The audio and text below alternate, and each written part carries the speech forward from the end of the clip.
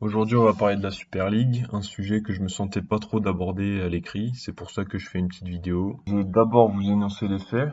Donc les faits, c'est 18 clubs.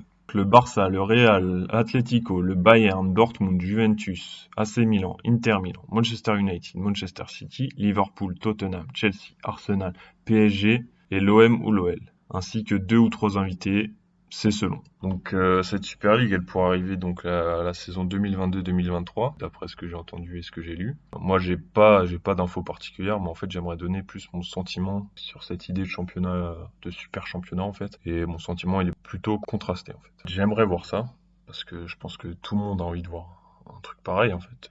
C'est les meilleures équipes qui se rencontreraient sur toute l'année. Ça peut être que intéressant pour une personne qui aime le foot. Après, est-ce que ça sera sur une saison complète? Est-ce que ça laissera la place au championnat domestique? Ça, on sait pas encore. J'ai aussi peur que ça banalise les grandes affiches européennes, parce que voir un Real Bayern dans cette Super League, je pense que ça aura moins d'intérêt qu'un Real Bayern en demi-finale de Ligue des Champions, où c'est des matchs coup près et c'est à la vie à la mort pour chaque club. Donc voilà, je suis curieux de ça déjà. Après, voilà, ça se finirait sur une sorte de Final 8 comme on a eu à l'été 2020, avec une sorte de play-off selon le classement. Donc je vais en redire hein, que forcément, je pense que tout le monde a envie de voir ça, tout le monde est curieux de voir ça. Après, je me pose la question, est-ce que ça laissera la place au championnat domestique en fait? C'est aussi là-dessus que s'est forgé le prestige et le palmarès de différents clubs, le Bayern, le Real, la Juve. Est-ce que les clubs ont envie de lâcher ça? Bon, a priori, ils ont plutôt envie de lâcher ça parce que voilà,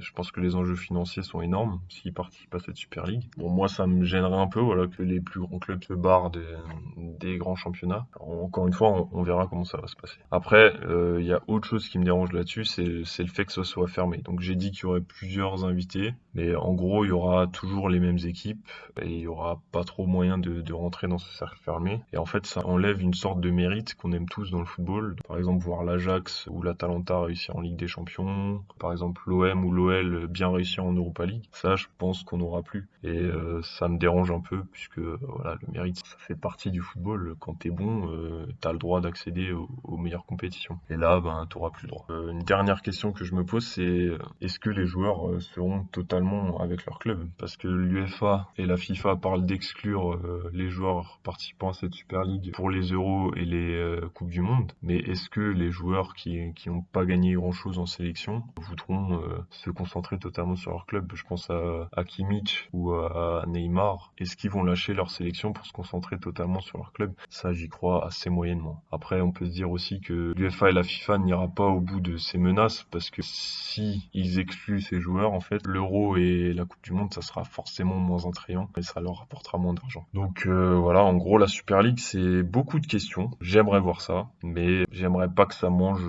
et que ça change complètement la face du football, en fait. Merci d'avoir regardé la vidéo. Et surtout, n'oubliez pas de vous abonner et de suivre le FC Info.